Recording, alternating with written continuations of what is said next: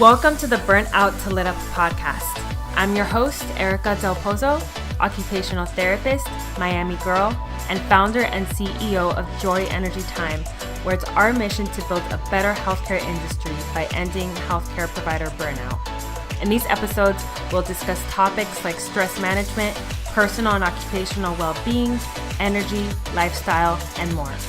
You'll also hear from loads of healthcare professionals like you who provide us with their advice on burnout prevention and share ways that you can become your most lit up self. Ready to get started? Let's do this. Welcome to the Burnout to Lit Up podcast. If you are brand new, welcome. And if you are a returning listener, welcome back. Either way, I am beyond grateful that you are here and you have chosen to hang out with me today. So thank you for that. I feel so cool. I'm Erica, your host, by the way, and it's my birthday month. Woo! That's a part of the reason why I started the September series. So before I get into that, I just want to let you know my birthday is September 20th, and I will be turning 30. So if you want to send me some cupcakes, some chocolates, you want to send me a kitty, anything you want to send me, go ahead. I will send you a thank you note. I will shout you out on the podcast. I'm half kidding, by the way. You can really send me a kitty. Probably not, but my husband probably wouldn't be on board. But anyway, yeah, I have decided to start this thing called the September series. And this is part 1 of 4. So same podcast, coming out once a week, coming out on Friday as usual. But this is just a part of a series. And this is cool because I decided I needed to light a little fire under my butt to deliver some content to you in a fun way. And you can join the September series. Just go to joyenergytime.com/join and join our free network, which is our email list basically. But it's cool because you will be a part of the September series. So what this is exactly, in short, is I'm going to talk about burnout, but I'm going to break down each week into a new subtopic around burnout. So this week's topic is the 6 work factors that are burning you out. And with this being said, I have this podcast episode. I will talk about that, get all up in that in a second. And then there's a blog post about the same thing. So a blog post that accompanies the podcast episode. And if you join the September series via my network, the email list, then you will get a little gift, little freebie in your inbox that is related to the week's topic. And it's more so to give you some actionable steps. There's always like a juicier little secret in there that I may allude to in the blog post or here in the podcast, but you can only get that little juicy secret if you actually join the series and join the network. You'll get an email once a week, and I'll have 1 or 2 freebies max, nothing crazy, just something that will give you some clarity on what steps you can take, whether it's with yourself or with your team at work, to promote well-being and reduce or prevent burnout. We do so many things to take care of ourselves on a daily basis. Hopefully, we're doing our best to take care of our bodies, to eat healthy foods, to move our bodies, but we also must take into account what are the daily and weekly things we can do to take care of the health of my work life, to take care of the health of not just me, but what you can do to take care of yourself and take care of others at work, in your work system, in your work team, so that it is for the greater well-being of your team, of your group. And that is going to impact your personal well-being and your happiness. So this is what this challenge, this series is all about. Go to oh my God, I almost forgot my name, joyenergytime.com/join. I also have the link in the episode notes and show notes. Very simple. It's free. It's not spammy. I send emails once a week max, if that. But for this series, you will receive the weekly little freebie in your inbox once a week. So, yay! Spirit fingers. Okay, so let's get into today's topic. So, when you think of someone that's burnt out, what do you think of? How do you picture that person? You probably picture that person to be very exhausted, which is not incorrect. That's very accurate of someone that's burnt out. You may think of someone that has their head buried on a table with piles of papers around them, or you may think of someone that has 20 patients to see before lunchtime and that look of dread on your face, like, how am I going to get this done? And of course, some of these images could be a little exaggerated, but for some, it may be the reality. It's this feeling of overwhelm due to your workload, which I'm going to get into now, that may contribute to your exhaustion, which can lead to burnout. So let's look at these 6 factors. And let's start with the first one I said, workload. This is an obvious one. And if you don't have sufficient time to recover from the demands at work, you lend yourself to chronic exhaustion.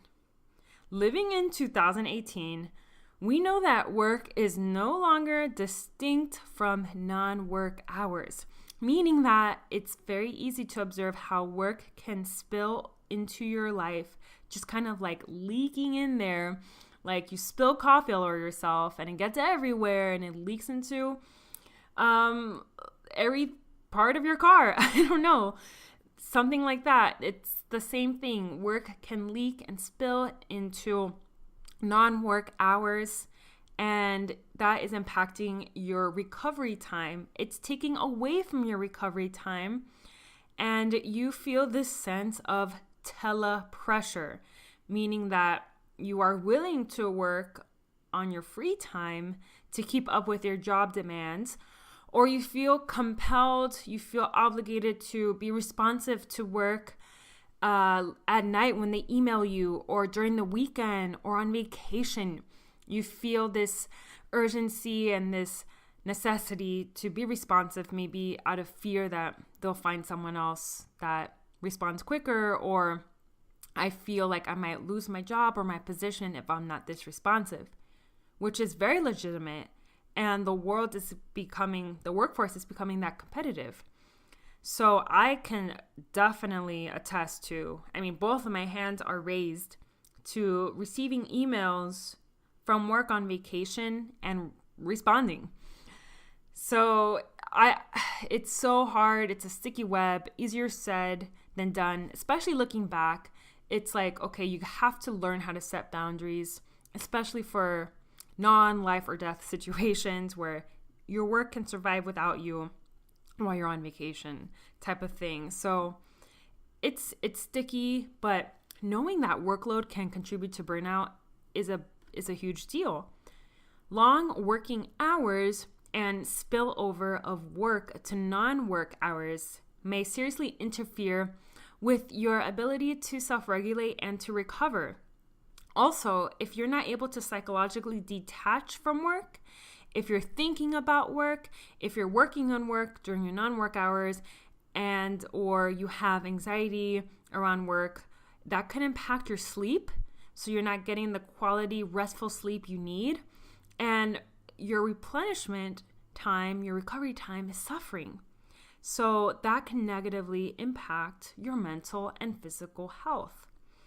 Burnout regarding workload, however, this is interesting, may not necessarily be the amount or even the type of work demand, but rather a mismatch between you and your work. So maybe you're not in the right setting, or you're not necessarily in the right position, or you're not in the right facility, whatever it may be. You may be able to work more, but it might not impact you negatively. Like, for example, as an entrepreneur, I work a lot. I work all day, but I do find time to recover, and I feel very involved, and I feel like my work is very meaningful and purposeful, and therefore I can enjoy even working, getting some work done on the weekends. But I do feel like I have the adequate resources and time to recover and replenish myself. But I can definitely say there have been times where the workload and the demands placed on me, I didn't feel totally aligned with my work at the time, and I felt burdened and grew to be exhausted and had poor sleep and had all the above with the high workload. So yeah, that's definitely the first factor of burnout, because that's the easiest to detect, the amount of workload, and it's the easiest to begin to feel exhausted from workload. Okay, so we have that. Next is control. So there are various studies I've come across that examine burnout in healthcare and in other non-healthcare fields, which indicate that low levels of control at work lead to increased stress and decreased work satisfaction. Why? Why would you think that? Well, because low control contributes to low autonomy. So when you pair high demands but low levels of control, you're looking at negative outcomes such as high turnover, increased absenteeism, and decreased productivity. So what can stem from control? Role conflicts and role ambiguity, and that is associated with greater burnout because there is simply no direction at work when there's a role conflict or this role ambiguity. And that in and of itself can prevent a productive course of action. You just feel like you're floating. There's no real purpose or real expectations or direction at work. So just like peanut butter is to jelly, peanut butter jelly time. Okay. Oh my God. I'm embarrassing. I apologize. So just as peanut butter is to jelly, work autonomy is to high levels of accomplishment. Work autonomy is to high levels of accomplishment. So if you feel like you don't have any control, or you have little control over things that really matter to you at work that are impacting your satisfaction and your productivity, that can be a factor that can lead to burnout. A mismatch and insufficient perceived control at work denies you of that autonomy, which, that's, like I said, the autonomy is to high levels of accomplishment. Okay, so we covered workload, control, and next is rewards. Have you ever left a job that you just weren't happy at despite the pay looking great on paper? Or do you know someone that has been so miserable, but they were in a high-paying job and they left? Okay, so there could be a lot of reasons for that, but it just goes to show that money isn't everything. Feeling valued and appreciated at work can carry more weight than a paycheck.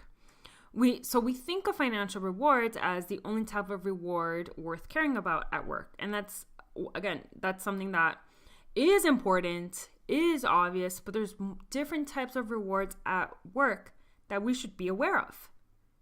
We have to take into consideration other rewards such as status-related rewards and socio-emotional rewards. The status-related rewards include job security and moving on up in your company's ranks. Socio-emotional rewards are just feeling recognized and valued at work and that your contributions mean something. So it increases your sense of personal accomplishment. So appreciation has its own currency, and it's definitely worth noting because, like I said, money ain't everything. And I was in the position of leaving a high-paying job because my socio-emotional rewards were completely neglected, and that's something I value. And some people, I do know of some people that are more motivated to work for for that really high pay and that the money, the financial reward weighs more to them than the social emotional rewards or the status related rewards.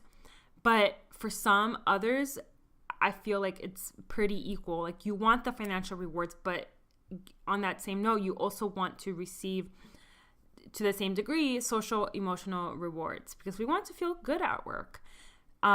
So yes, I've been in that position because that wasn't being honored. The social emotional rewards weren't being honored, and in that regard, I felt neglected. So appreciation has its own currency. We like to show appreciation in the way we wish to receive it. So getting clear on what your appreciation language is will help you and those you work with to feel greater aligned and satisfied. And you're going to be a happier employee and make others feel happy as well. And that leads to more productivity and a greater sense of community. So join the September series, and in your inbox, I will send you a little gift that will show you how to get clear on what your appreciation language is and how to identify appreciation languages for others that you work with and steps that you can take to fulfill that. So how you can show appreciation to others and how you can let others know how they can show appreciation to you. Man, that was quite a tongue tie for me. So yeah, join the September series. You can, again, find the link in the episode notes or just go to joyenergytime.com/join and you will get a little freebie in your inbox with a way of getting clear on your appreciation language, what that is, how to identify it in others, and some steps that you can take to start showing others how you appreciate them in their language and how they can help show you appreciation in your language. So it's a really useful little freebie that will take you very far and will be the first steps into cultivating that appreciation and community sense in your work. So that is a perfect transition into the next one, community.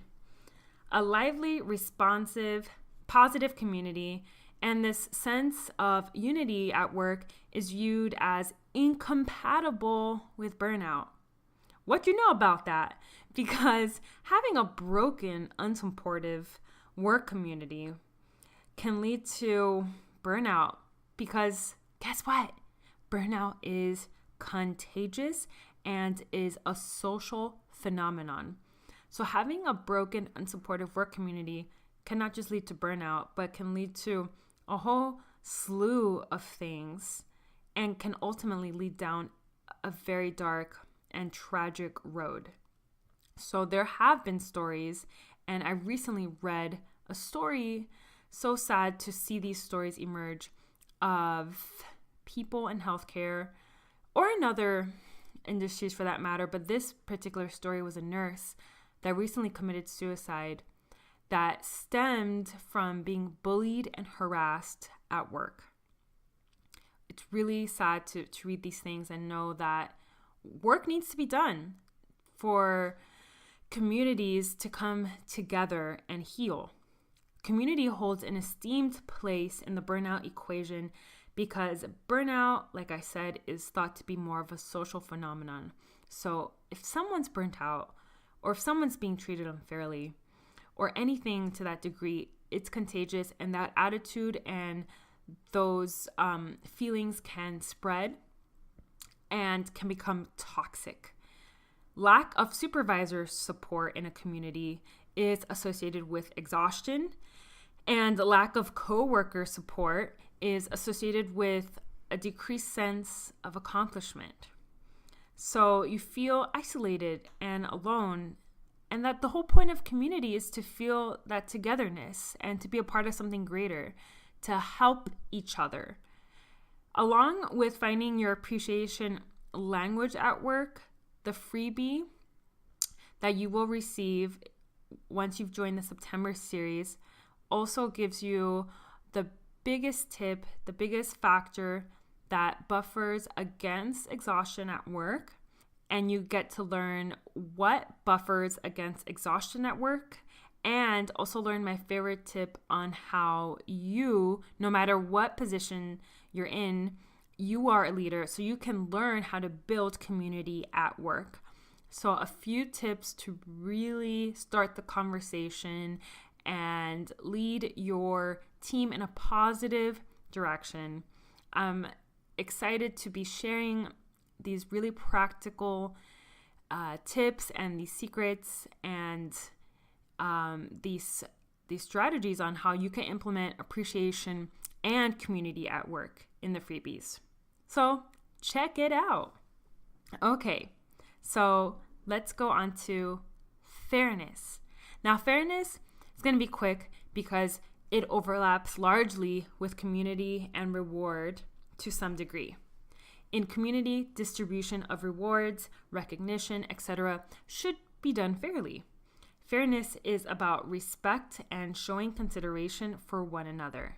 Fair leadership entails leaders making fair decisions given and doing so in everyone's best interest. Unfair decision making and treatment of workers at any time can alienate workers. So, is one department at work receiving all the new equipment and all the new stuff, whereas your department is lacking a little bit, and you feel the funds are being dispersed unfairly? Or do you feel maybe perhaps you're getting all the tough new evaluations or whatever it may be, and you see the other therapists at work aren't getting the short end of the stick, but you feel you are? So just look at all the ways in which maybe you don't feel like something's fair, and also think about, is this being done on purpose? Because sometimes it could be something done unintentionally, maybe because you haven't spoken up before. I was getting all the new evals back to back to back because I wasn't saying anything about it. And other therapists had made it clear that maybe on certain days they don't want new evals or whatever. And it was a matter of me having to speak up, and then being treated fairly wasn't an issue anymore, because it was just a matter of me speaking up. So knowing how fairness or unfairness is playing a role, what you can do, if it's something intentional or not, just looking at that. Okay, last one is values. So these are the 6 factors that contribute to burnout. If you're still with me, let's start with the most obvious one. Recap: we have workload, control, rewards, community, fairness, and now we are at values. This is a big one, the best for last. So having a match between your values and that of your organization is what connects you to your workplace.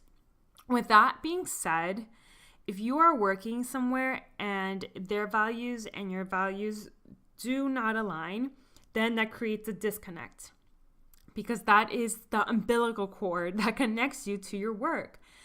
Essentially, the more your values and the values of your organization overlap, that's the more ideal of a situation, because you see yourself going places within that organization. You have found your purpose. When there lays any incongruence between values, you may find work irrelevant, and that develops into strain. I have had this happen over time, where I didn't agree with the values, or for what I can say, I didn't agree with the unethical actions and behaviors. I didn't agree with that. So that created, and this was a long time ago, that created strain. And I did, without putting it into words, I did begin to find my work irrelevant. That strain began to deplete me. I was exhausted, and it reduced my involvement. I did not want to be involved as much as I could. Like, I did not want to be a part of that team. I did not want to be a part of those ideologies. And I felt like my personal efficacy therefore suffered. So having a mismatch with values can ultimately cause de-stress. A key ingredient here is finding meaning in your work and having a strong overlap of values. Having meaningless, irrelevant work is associated with all three aspects of burnout. So it's sticky, and sometimes we kind of put up with things for a little longer than we should, or we put up with things that we don't necessarily agree with, and therefore it creates a strain. We're not doing our best work. We may not be the most involved. We're just going to work and going home, and it might not be you or the organization. It's just the fact that your values do not align. So at the end of the day, meaningful work is associated with preventing the three aspects of burnout, okay? So these are the 6 factors, the 6 work factors that contribute to burnout. And if you want to zone in and hone in a little bit more on, okay, I understand these factors. I'm seeing this lack of teamwork. I'm seeing this lack of appreciation, this lack of community. How can I make a difference where I am today in my workplace? How can I create greater work well-being for everyone? How can we all come to work and be a team and love it together? You can't make anyone do anything, but what you can do is implement some strategies that are very easy to do, not so scary, but are powerful. And you can do that by checking out the little freebie by joining the September series. With that being said, I would love feedback. If you find the freebie helped you, you're like, okay, like this was helpful, not just for me, but for getting everyone on board with making work a happier, healthier place. If it helped you in some way, just to get the conversation going, just to do anything, I want to hear from you. I want to hear that these things I'm creating are not just for me to look at, but they are helpful for you. That's the whole point. So join me each week here for the September series. Can't wait to cover everything. It's going to be so fun and so informative and so impactful for you. Have a great day. Adios.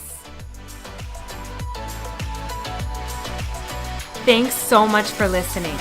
Like what you're hearing? Subscribe to our podcast, rate, and write a review on iTunes. It would mean the world to us. We come out with new and exciting content each week that will help you slay your burnout beast. So share the show with your friends and your coworkers so we can build a better healthcare industry together. Thanks again.